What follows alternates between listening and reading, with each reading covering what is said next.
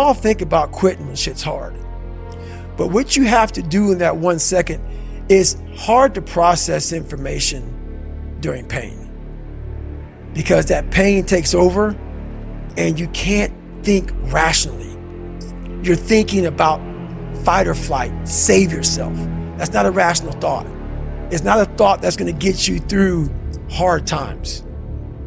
Most people fail that 1 second. These are the things you have to think about, the 1 second decision. So that's what that's all about. It's about gaining control of your mind, putting things back in the proper perspective, and then saying, I really do want to be here, and I'm going to have a bunch of these 1 seconds through this 130-hour journey. And I have to learn to control these, because if I fail one of these 1 seconds, I will not be a SEAL. I will not be a doctor. I will not be a lawyer. I will not be whatever the fuck it is. So that's how important that 1 second decision is. It's all about your mind takes control of you. You have to say, fuck you, I run this motherfucker. I viewed myself as the weakest person on the planet Earth. My goal in life was to, in my mind, believe I'm the hardest man alive. And that's why the whole thing is can't hurt me. That's what it's about. It's about whatever you think you are, you have to make that dream a reality. But that's where the hard part is making that dream reality. That's where the hard work comes. That's where people know, how do you keep grinding every day? You have to make those insecurities, those fears. Like when I was 300 pounds, I didn't have any drive. I'm gonna go be a Navy SEAL. What kind of stupid shit is that, 300 pounds? It wasn't like a drive to go be a Navy SEAL. I was an insecure, lying kid, afraid. I had to look at my insecurities and in my fear and find drive in that. We're all looking for passion.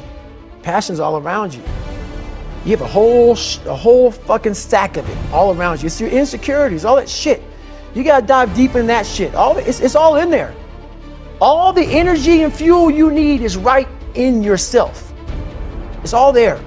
You got a lot of stuff to do to overcome. And that's where I found it. I found it right there in my own insecurities. I found drive in my own insecurities. And that's the most powerful thing in the world. When you can find drive in your own doubt, fear, insecurities, you become very unstoppable. On the other end of suffering is a life that many people don't know even exists. It's a beautiful world, because like the 40% rule. We all live in this world where our brains are keeping us in this box. Outside that box, on the other edge of suffering, which is on the other edge of that 40%, is a world that's endless of opportunity. But we are afraid to go outside that box, because in that box is comfortable. That's where all of our nice stuff, that's where the nice 4-lane highway's at. I know where the restrooms are at. I know where the gas stations are at. Outside that box, man, God gives you a shovel and says, man, start digging. That's not fun. But when you dig your own path to all kind of stuff that's unknown. And that's what I started realizing, man, like on the other end of this is some beautiful stuff. So I got outside my box and realized, man, 300 pounds, now look at me, I'm 185 pounds, and on the other side of the box was all this stuff. And I didn't know it was over there until I climbed the wall. The biggest purpose in life, and all that shit, is how you respect yourself, how you look at yourself. That's an everyday fucking journey. So every day you should be getting after it. We look at determination, self-discipline. We look at hard work. All these terms, it's almost like we dread them. It was like a fucking punishment. Those are the biggest words of all time as far as respecting yourself. So don't look at them as dread and punishment. Look at those words as a lifestyle. Stay hard. So a lot of people talk about discipline. Okay, great. Why do you fall off the fucking wagon? Why can't I continue with this routine? Going to the gym, being better, waking up early, eating the right foods. It's because maybe it's your kids, maybe it's your wife, maybe it's your job, and it's all just stuffed in your fucking brain. You don't have it compartmentalized and organized in these nice shelves. So where am I gonna put discipline in that mind if I can't find other shit? You gotta be able to find all these different things in your mind. Oh, I can put discipline right there. I can put consistency right there. I can put all these things right there in that spot. So that's what I'm talking about.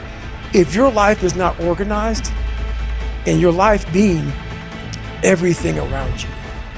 Because it takes one little fucked up piece of an outside interference to clutter your whole mind. And people don't get that. Your mind has to always be clear.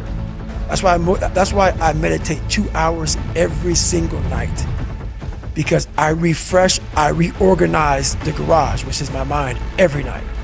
So then discipline's in there, organization, everything is in this right spot. So when I wake up, I'm ready to go.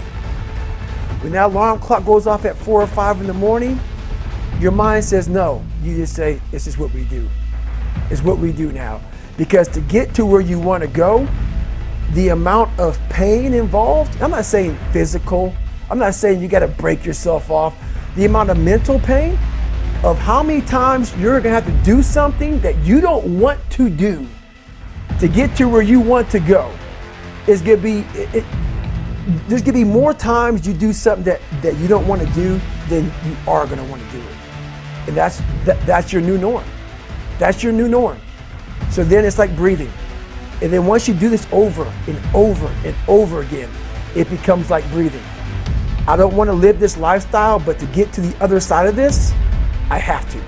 So if you really want it, you realize what trying is and what trying is not. Leadership is being very uncomfortable all the time. It is holding yourself to such a standard that is almost untouchable. You may not have any friends. You may have a jacked up life. Maybe you have a jacked up marriage. It's being unbalanced. You've literally dedicated your life to a higher cause, a higher purpose beyond you. And it takes that person in your life to understand your mission. And it's totally mission oriented.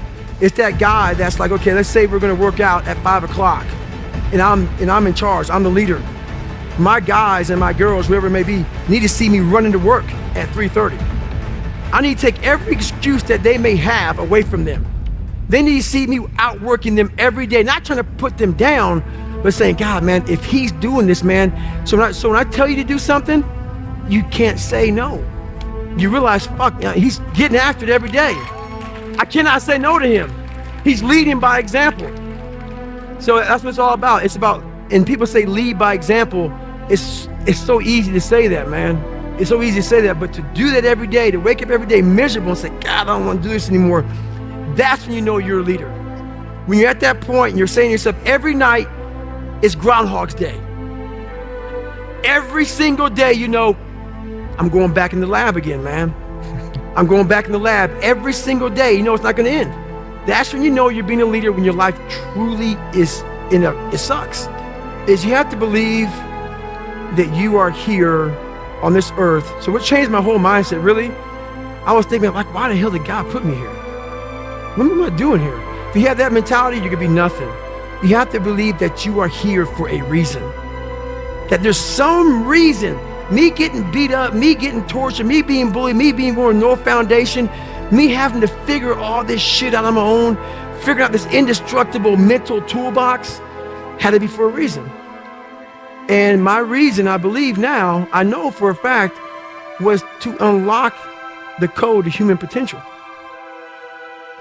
You have to be able to go into a very dark place in your mind and figure who you are.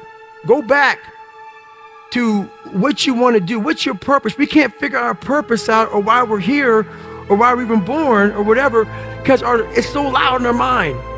We don't have any quiet time with ourselves to sit back and say, what do I really want? There's so many different dialogues in our head that we can't think. So my biggest thing is you have to be alone in a very dark place in your mind to think about what is important to you. I don't respect a whole bunch of people, but the few that I did respect are the people who were uncommon amongst uncommon people. And what that means is those people who weren't afraid to stand alone. Those people who have morals, values, who did not go with.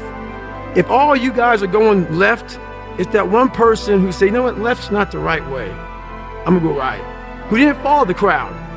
That person who's not afraid of doing what they believe is right in their heart and not following someone else because someone else said, let's go this way, and they agree with everybody. I don't like yes men or yes women. If you're right, you're right. We're gonna follow you. But I like people who stand for something, they believe in something, and this is the way I'm gonna go whether you like me or not. And that's what it's about. Because I know every motherfucker ain't gonna do what I'm gonna do. So this is how you level up. That's how you level up.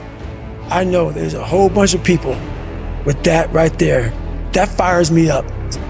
That makes me fucking happy, what you just said. That brings joy to my life right there. Why? Because I know there's so many people that have the ability and just refuse to get off that couch. Refuse to study a few more hours. Refuse to go deeper, to go further. And that's where I gain the advantage. It's so easy to be great nowadays, my friend, because most people are weak. Most people don't want to go to that extra mile. Most people don't want to find that extra because it sucks.